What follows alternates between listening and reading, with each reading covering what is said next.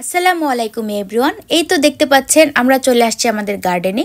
এই বছর প্রথম আমরা আমাদের লাউ গাছের লাউ শাক পাড়তেছি রান্না করার জন্য। একদম কচি কচি লাউ শাক পেরে নিলাম।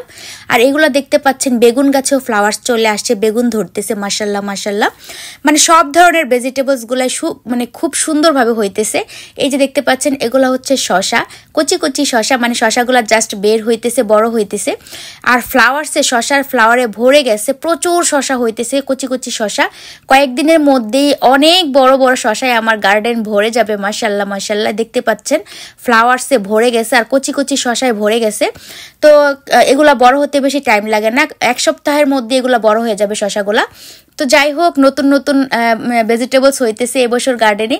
আমার তো দেখে খুবই ভালো লাগতেছে। এই যে দেখতে পাচ্ছেন আরেকটা শশা, মানে জাস্ট শশাগুলো বের হইতেছে, বড় হইতেছে। কয়েকদিনের মধ্যে ইনশাল্লাহ অনেক বড় বড় শশা হয়ে যাবে। তো শুধু শশা না, সব ধরনের ভেজিটেবলস হওয়া স্টার্ট করে দিছে অলরেডি আমাদের গার্ডেনে। এই যে দেখতে পাচ্ছেন টমেটোগুলো কি সুন্দর গ্রিন গ্রিন কালার। এগুলো কয়েকদিনের মধ্যে বড় হয়ে যাবে, পেকে যাবে। এই যে দেখতে পাচ্ছেন টসটসা টমেটো গ্রিন কালারের, কত সুন্দর।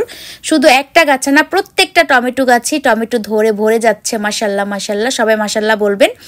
আর মাশাল্লাহ প্রত্যেকটা ভেজিটেবলসের চারাই বড় হয়ে গেছে, প্রত্যেকটার মধ্যেই ভেজিটেবলস ধরতেছে।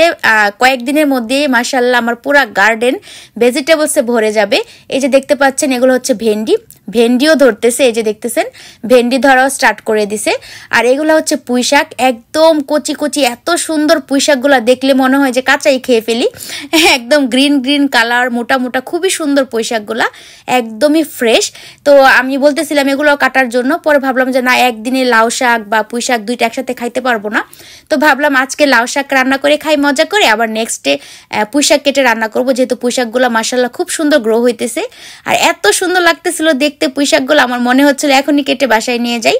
তো যাই হোক, একদিনে তো আর দুই ধরনের শাক রান্না করলে ভালো লাগবে না, সেজন্য আর পুঁইশাকটা কাটলাম না। ফ্রেশ একদম কচি কচি লাউ শাক কেটে নিয়ে আসলাম। তো বাসায় আসার পরে আরিয়ান দেখেন কি পাগলামি করতেছে, সে এগুলা পারে না, তারপরে দেখেন উল্টা পাল্টা করে কাটাকাটি করতেছে। মানে আমি বলতেছি আরিয়ান তুমি এগুলা কাটতে পারবা না, তোমার হ্যান্ড কেটে যাবে। সে আমার কথা শুনতেছে না, সে বলতেছে মাম্মি আই হেল্প ইউ, মানে সে আমাকে হেল্প করতে চাচ্ছে। আপনারা তো সবাই জানেন মাশাআল্লাহ আরিয়ান আমাকে খুব হেল্প করতে চায়। ও যখন বাসায় থাকে মানে প্রতিটা কাজে সে আমাকে হেল্প করতে চায়। আর স্কুলে যখন থাকে সেটা তো আলাদা ব্যাপার।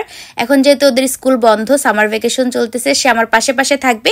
আমি যেই কাজটাই করি না কেন সে বলবে মাম্মি আই হেল্প ইউ, মানে এরকম করে। তো যাই হোক, আরিয়ানের জন্য সবাই দোয়া করবেন। সে পাগলামি করতেছে আর আমার সাথে যে দেখেন সবজি কাটার জন্য কি উল্টা পাল্টা সবজি কাটতেছে। আমি বলতেছি বাবা তোমাকে হেল্প করতে হবে না, তোমার হাত কেটে যাবে, তুমি রুমে যাও, সেকেন্ড ফ্লোরে গিয়ে লেখাপড়া করো, আমি এগুলো সুন্দর করে কেটে ক্লিন করে রান্না করব, তুমি দুষ্টামি করো না। তো তাকে আমি অনেক বোঝাচ্ছিলাম সে চলে যাওয়ার জন্য উপরে, আমি যেন একা একা শান্তি মতো এগুলো কাটাকাটি করতে পারি।